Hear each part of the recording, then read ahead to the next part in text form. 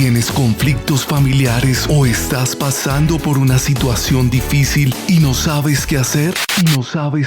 En un minuto, Radio Soacha.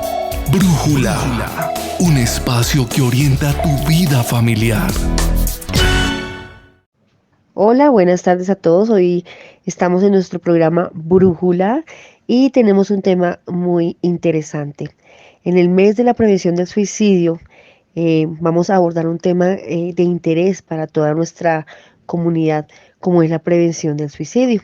Y para eso estamos con nuestra psicóloga de la Fundación Maribel Martínez, quien hablará de esas señales que nos alertan como familia para identificar un posible suicidio y hacer todo el tema de prevención.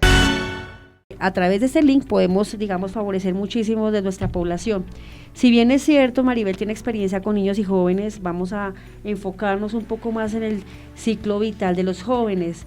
Esto porque el índice realmente de los jóvenes que están más afectados por estas condiciones es muchísimo más alto. Entonces, Mari, nuestro programa, como se llama, es señales de alerta, ¿cierto? Es descifrando esas señales que seguramente nosotros como familia no tenemos y que seguramente como familia no sabemos identificar frente a un riesgo de una persona con ideación o inclusive intento suicida.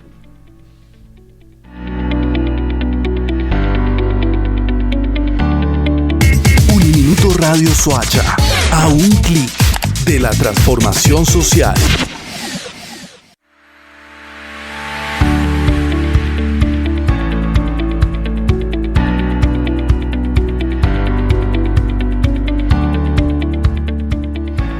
Bueno, continuamos con nuestro programa, Maribel. Entonces, vamos a iniciar. La idea es que te invito a que nos cuentes cuáles son esos factores de riesgo y a qué se refiere ese término de factores de riesgo, o qué puede traer, que podamos identificar que un niño, un joven pueda tener alguna ideación suicida en la familia.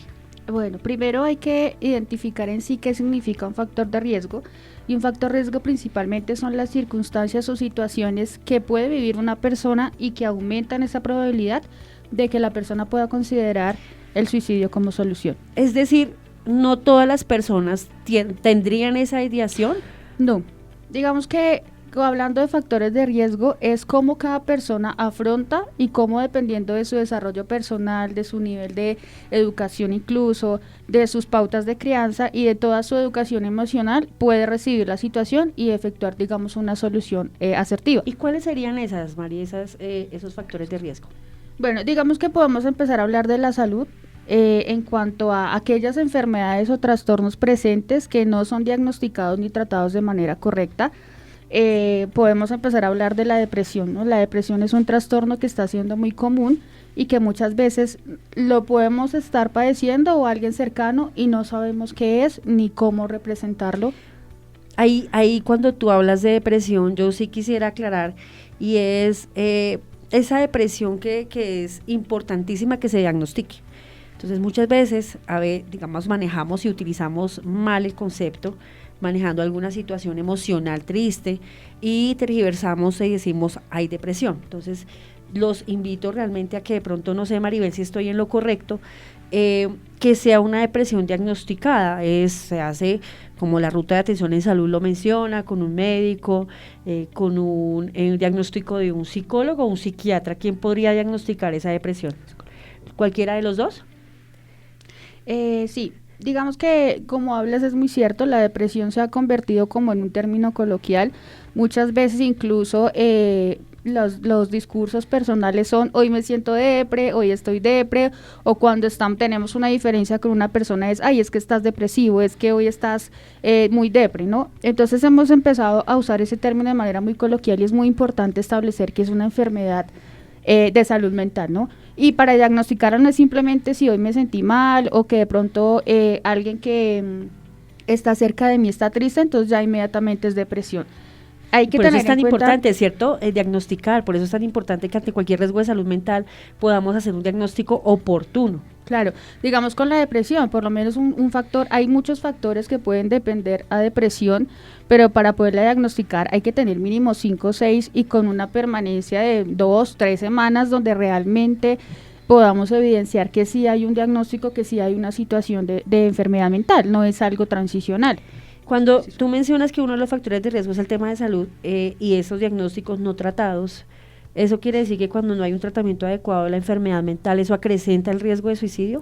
Sí, claro que sí. Igual no solamente el diagnóstico, sino el conocimiento, ¿no? Porque hablando de esas enfermedades también está la ansiedad, y la ansiedad, digamos que por la actualidad ha sido una de las más constantes y muchas personas la padecen y no saben ni siquiera qué es lo que tienen o cómo pueden definir esos síntomas.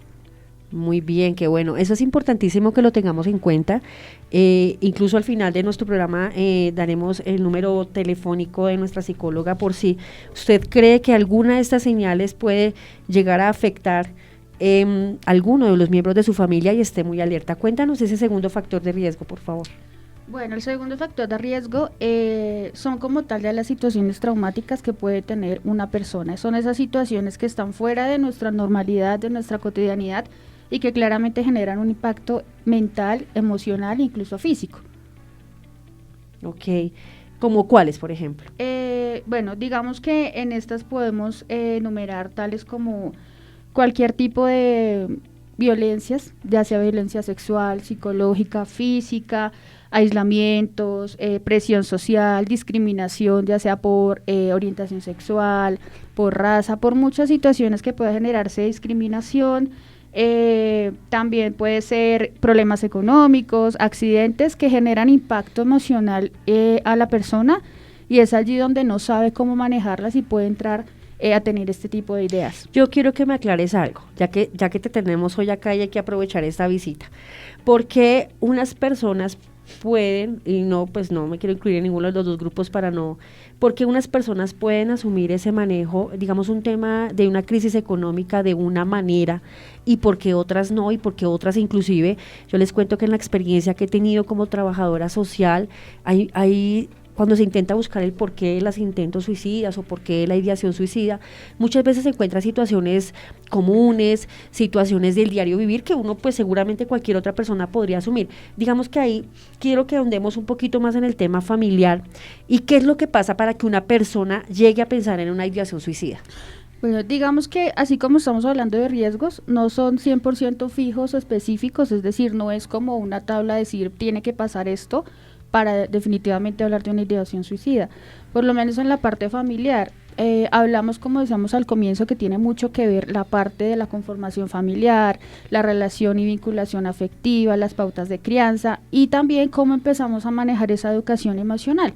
Muchas personas, digamos, tienen esa capacidad de poder tener una resolución asertiva de problemas porque digamos que durante su infancia, durante su desarrollo, pues tuvieron esas herramientas o vieron eso en su familia. Pero cuando estamos rodeados de una familia disfuncional, en este momento, digamos, algo que se presenta mucho es que están los jóvenes, no solamente jóvenes adolescentes, sino preadolescentes en soledad, ¿no? Entonces no tenemos una cercanía con los padres, una comunicación con los padres, y quien está orientando esa educación, pues son los compañeros que tienen las mismas falencias afectivas y emocionales. Entonces no tenemos una dirección correcta de las situaciones. Es importante que, digamos, estemos muy atentos a lo que nos está diciendo nuestra psicóloga, porque ahí nos va arrojando algunos tipsitos de cómo empezamos a prevenir. Si bien es cierto, nuestro programa el día de hoy es cómo desciframos esas señales, también nos va dando como también las herramientas para afrontarlo. Entonces es importantísimo, y yo quiero complementarle la idea a nuestra psicóloga, y es el tema de las relaciones familiares, cuando hay soledad, cuando no hay acompañamiento, cuando no hay comunicación, cuando no hay diálogo, sobre todo con nuestros jóvenes. Ellos buscan muchas soluciones y muchas respuestas a sus inquietudes a través de el amigo que también tiene falencias afectivas, como lo decía Maribel. Qué complejo ese tema, no es difícil.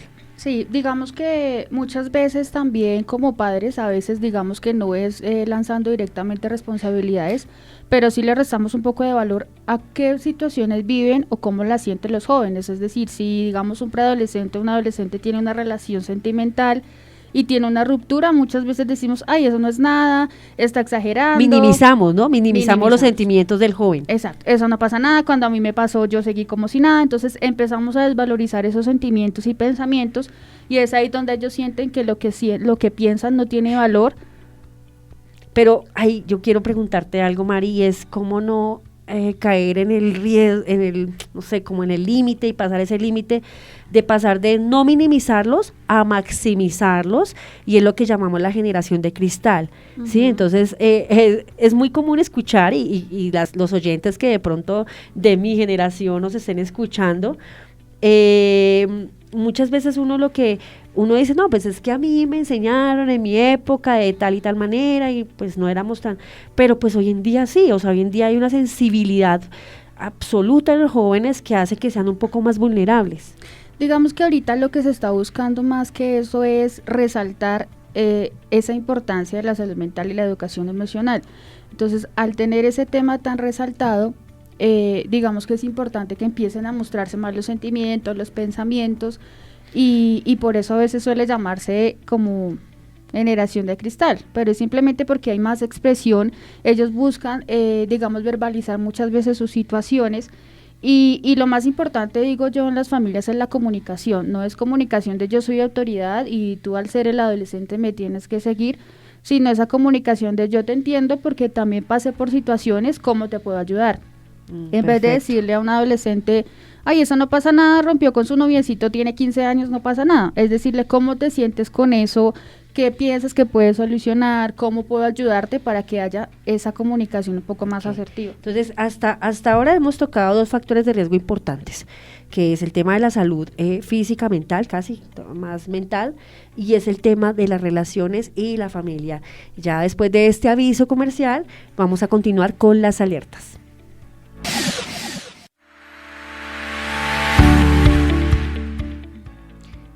Muchas gracias a Uniminuto nuevamente por este espacio que le brinda la Fundación Vínculos y Desarrollo Humano para que cumplamos y apoyemos articuladamente este objetivo social de la universidad y de la fundación.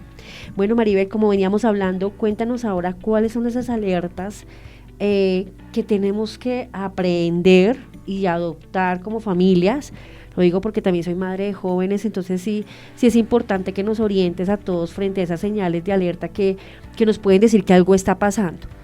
Primero hay que establecer en sí qué son las alertas, ¿no? Las alertas son esas acciones, comportamientos, pensamientos e incluso sentimientos que pueden indicar que una persona esté en riesgo de tener una ideación suicida o incluso un intento suicida.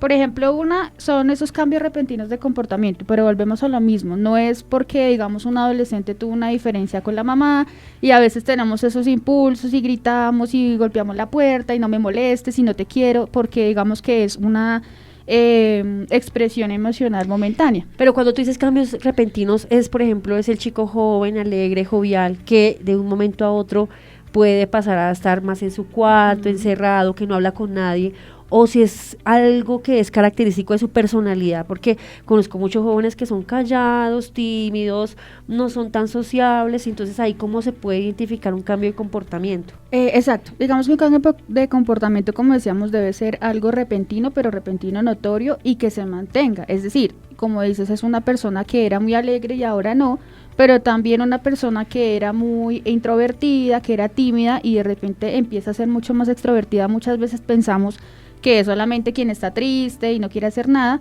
pero sí, quien tiene esos arranques, por así decirlo, de felicidad, también puede ser un cambio de comportamiento porque no es su cotidianidad. Okay. Entonces, identificamos es como algo que no solamente está en el tiempo, sino que realmente opuesto a como normalmente es. ¿Qué otro cambio, por ejemplo, podemos identificar, María? ¿O qué otra alerta nos puede dar a conocer eso? Otra alerta importante es cuando empezamos a escuchar expresiones de desesperanza, desmotivación, ideas de muerte, incluso muchas veces empiezan como a despedirse de los familiares, ¿no? Frases como cuando yo ya no esté, te lo voy a decir de una vez porque después ya no te lo podré decir, ¿qué vas a hacer cuando yo me muera? Como ese tipo de frases muy comunes y digamos en conversaciones cotidianas también nos dan una alerta de decir que algo puede estar sucediendo y que puede estar siendo relacionado con este tipo de situaciones. Ahí yo quiero preguntarte algo, y es que es importante el tema de, hay un dicho muy popular que dice, perro que ladra no muerde. Entonces muchas veces se minimiza esas expresiones del joven, eso tanto que amenaza, eso no va a pasar nada. Entonces sí es importante que como familiares estemos atentos a eso. Y quiero complementar la idea de nuestra psicóloga con el tema de las redes sociales. Últimamente he visto en redes sociales cómo los jóvenes están mostrándonos señales grandes de una ideación suicida, colocando imágenes de pronto en las que hay muerte, imágenes de cementerios. Entonces, es importante que inclusive, así no sea familiar nuestro, es importante que si uno llega a identificar eso, pues esté muy alerta. Como, ¿qué otra alerta, Mari, se puede tener en cuenta para estar, digamos, pendiente de esa situación? Bueno, una que digamos muchas veces es camuflada, por así llamarlo, pero son las autolesiones, la desvalorización propia, esa falta de autoestima y autoconcepto. Si estamos en una conversación con un adolescente y constantemente dice es que yo no sirvo para nada, es que realmente lo que yo siento no sirve, no tiene importancia.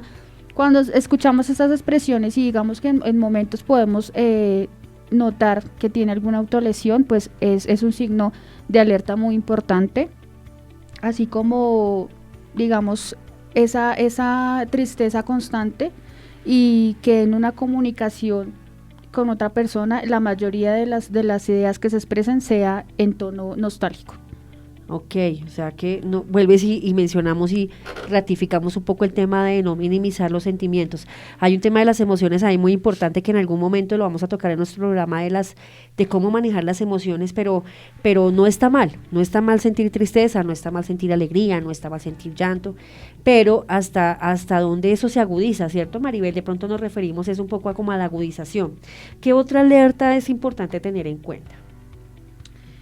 Bueno, también hablamos de el aislamiento social, de las despedidas repentinas, por ejemplo, cuando notamos que empiezan a tener comunicación con alguien que hace mucho no ven, sea no familiar, un amigo, y dentro de las comunicaciones está ese tipo de discurso que parece una despedida, ¿no? No sé si te vuelva a ver, o empiezan a regalar, digamos, muchas veces cuando ya es muy presente la idea, empiezan a regalar cosas que son valiosas para ellos, porque no las van a disfrutar. Te la regalo porque yo no la podré disfrutar, te voy a regalar, no sé, un libro o incluso algo pequeño que sea importante para ellos, porque yo ya no la voy a usar. Entonces digamos que tenemos ese discurso que constantemente puede generarse.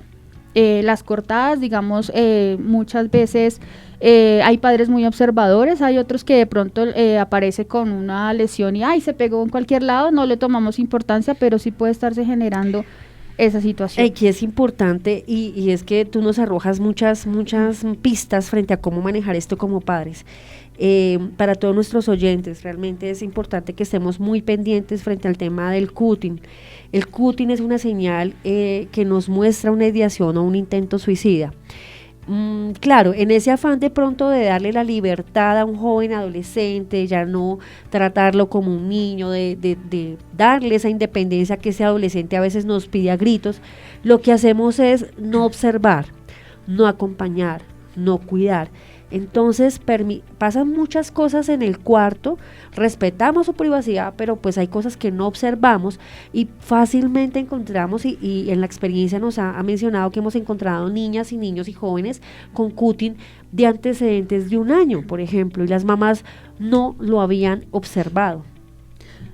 Sí, tienes razón, y algo importante que hay que resaltar acá es que tanto los preadolescentes como los adolescentes en mayor medida son resultado de su familia, ¿no? Y de su contexto familiar y de sus situaciones personales dentro de su familia. Muchas veces empezamos a decir, pero ese niño lo tiene todo porque se está cortando, porque está triste, porque se encierra, pero realmente no sabemos dentro de su contexto familiar qué falencias pueda tener, si está solo, si realmente no se siente valorado. Y la familia, que es el lugar y el núcleo protector, se suele convertir en ese medio atacante, claro, factor de riesgo. Claro, y es que eso es importante, la familia siempre tiene que ser un ente protector, pero protector para lo que estamos mencionando hoy en nuestro programa. Bueno, y para cerrar, Mari, de pronto, ¿qué otra alerta crees que es importante que tengamos en cuenta como familia? digamos que muchas veces cuando hablamos de adolescentes en cuanto a su contexto escolar, académico, también lo podemos notar, es algo importante. Hay padres que están muy atentos a esos resultados académicos y el contexto del colegio también suele ser a veces en muchas situaciones un contexto que puede generar ese riesgo y esa alerta, ¿no? Muchas veces estamos siendo o ellos están siendo víctimas de matoneo, de discriminación y volvemos a lo mismo, muchos padres nunca se acercan al centro educativo a saber, no como tal averiguar qué está haciendo o no el niño, pero sí cómo vamos, a conocer los compañeros, a conocer digamos ese entorno y brindarle siempre la confianza de que pueda comunicar cualquier situación. Esto es lo importante, mira, el tema del colegio sí es bien importante porque a veces lo que hacemos es generar sobre expectativas sobre los jóvenes, nuestros niños, a exigir más de lo que ellos realmente de pronto tienen la capacidad de dar. Entonces, este es un tema bastante importante. Hubo un caso, ¿verdad? Algo hace poco de un niño, bueno, claro que estos casos se dan más a final de año, que hacen intento de suicidio, que se consuman el suicidio a través, pues a partir de las pérdidas de años y etcétera. Entonces, padre, sí es importante. No sé, para concluir, Mari, ¿qué más podemos mencionar? Bueno, digamos que ya nombrando, pues a grosso modo, general, digamos, estos riesgos y esas alertas, es importante tener como unos visos de qué podemos hacer o cómo podemos reaccionar de cierta manera cuando, digamos, nos damos cuenta o notamos que algo puede estar sucediendo frente a un intento o una idea de suicidio. Digamos que sería importante o fundamental poder tener otra oportunidad, otro espacio para profundizar mucho más en este tema. Sí, eso lo vamos a hacer. Digamos que la idea es que hoy queríamos hacer como un abrebocas de esos alertas y esos síntomas porque estamos en el mes de la prevención del suicidio y aprovechando el espacio que la Uniminuto nos brinda, querer como alertar a los padres. Ya en otro programa vamos a abordar qué hacer. Bueno, yo identifico que mi hijo, que mi joven está en esto, ¿qué debo hacer? Mari, ya para finalizar, agradecerte realmente los aportes. Yo sé que el tiempo es muy corto, pero creo que ha sido muy puntual y muy sustanciosa y digamos muy pedagógica a partir de tu profesión en lo que nos has explicado el día de hoy. Regálanos tu número de teléfono, lo repites 2 veces, despacio, para las personas que de pronto quieran consultar algo, pueden hacerlo al siguiente número, porque no es malo querer ayuda, eso es lo importante. Buscar la ayuda es lo más importante, digamos, en este tipo de procesos. Sí, y digamos que como para cerrar, es decir que a cualquier persona que pueda, digamos, estar en una situación en la que no sepa cómo actuar, tener claro que no están solos y que siempre hay alguien dispuesto a ayudar, independientemente cuál sea la situación, porque muchas veces podemos prevenir con la comunicación. Entonces, para quien esté interesado, mi número es 313-472-8953. Entonces, las personas que de pronto no escucharon, 313-472-8953. ¿Tienes redes sociales, Mari? Sí, tenemos una página en Instagram donde, pues, digamos que también nombramos diferentes temas en cuanto a la población que ya dijimos, infantil y juvenil, es @psicomarkids. Ahí también se pueden dirigir. ¿Cómo se escribe? @PS ICO Markets. Ok, Markets. Ok, muchísimas gracias. Bueno, agradecerles a todos los oyentes del día de hoy su atención, su escucha activa. Saben que estamos dispuestos a recibir todas las sugerencias para poder ampliar más estos programas. Gracias a nuestro máster el día de hoy. Maribel, muchas gracias por habernos acompañado. Muchas gracias a ustedes por la invitación y pues muy importante estos espacios donde podemos hablar de estos temas tan importantes. Muchísimas gracias.